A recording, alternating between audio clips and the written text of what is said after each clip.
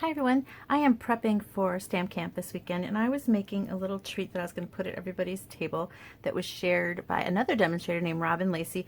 Now I want you to know that there's a resource for demonstrators out there on Facebook, and there's a few different groups, and we all like to share ideas, and so this is one of the great things about being a demonstrator is the idea sharing. So this is a great join deal going on right now. I just want to throw that in there really quick before I show you my tip, because you don't have to demonstrate to be a demonstrator. You can just be a savvy shopper and get a discount on your favorite products.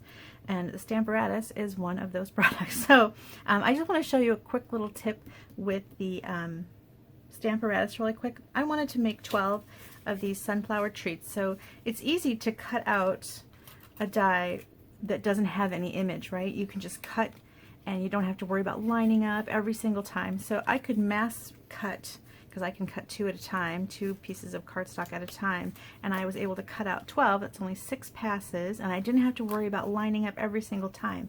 So that's really easy, but I really did want to stamp the image on here. So there's a trick to this with the Stamparatus. So you've got your cutout piece that you used when you cut this out, right? And now I want to stamp on it. So what I'm going to do is I'm going to take this stamp. I like to look for a certain little area that's easy to recognize. So in this one, it's these little curved petals. So I'm going to put it where I think it goes. And sometimes you can actually feel it, the bump of the stamp within there.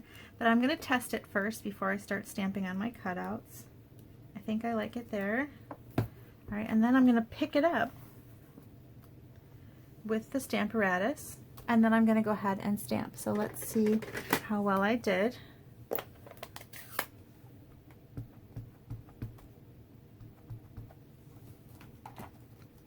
Right now I'm going to stamp down, and here's where you're going to decide if you need to make any adjustments.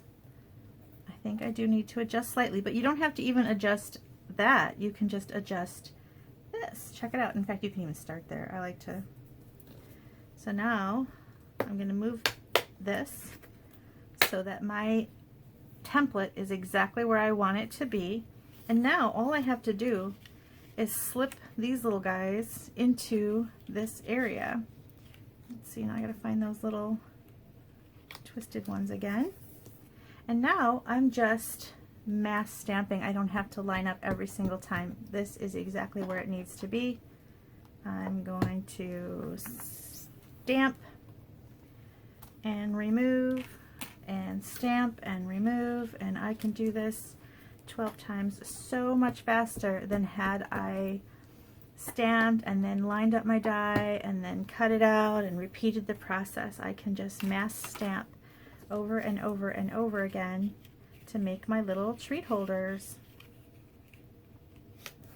So I hope this is a fun little trick that you find useful, and I'll show you my finished products in a minute.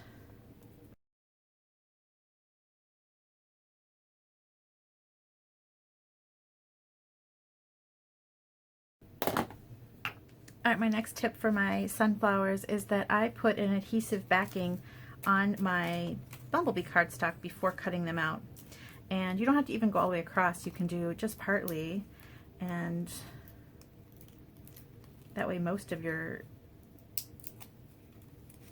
sunflower sticks down. But you can also use, if you have a full sheet, I just had some scraps left of this old adhesive sheets, and we still have some in the Stampin' Up catalog, and I really like them because now it's all sticky already, except for these few over here that didn't quite get the sticky, but that's okay, because most of them did. And you can then just stick it right down, and it's already glued up. So that is super fun.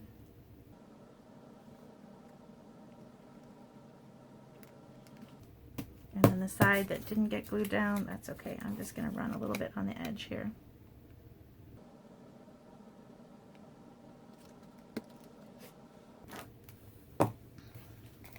But these sheets are really awesome. They come in 6x12. They come in a pack like this. You get 12 sheets of 6x12, and they're really great. Like I said, this one here is an older version that we used to sell. The new ones don't have the words on them. But anyway, I wanted to point out those sheets because I often forget to use them. When I'm making onesie, twosies, just one of something or two of something, I forget about them. But here I was mass making these sunflowers, and I wanted to make sure that I used them. So I wanted to point that out.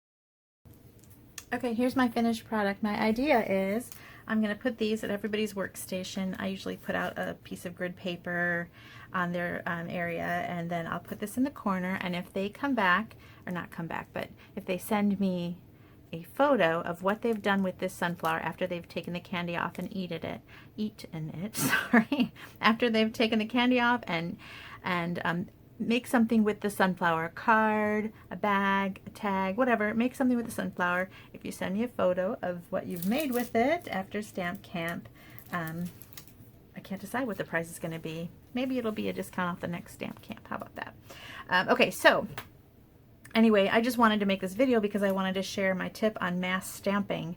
And I think stamping on dies and cutting out the intricate dies, if you're just making one or two, is not a huge problem. But when you're making a large amount, sometimes lining up that die every single time can get tedious. You'll see that on the first one I didn't even stamp the background because the thought of stamping and then lining up all these sunflowers was a little daunting. And then I realized, well, duh, just use your Stamparatus, Beth. So I had forgotten that little trick because I sometimes forget the Stamparatus is kind of large, and I usually put it I have a shelf that has like a few inches underneath it, and that's where I stamp my paper trimmer, or I slide my paper trimmer under there and my Stamparatus, and I forget that Stamparatus sometimes. So anyway, here it is without the stamping, which is still super cute, but I just really love the idea. I'm a stamper. I love the idea of stamping the detail on that petal. So you can just see a little more detail.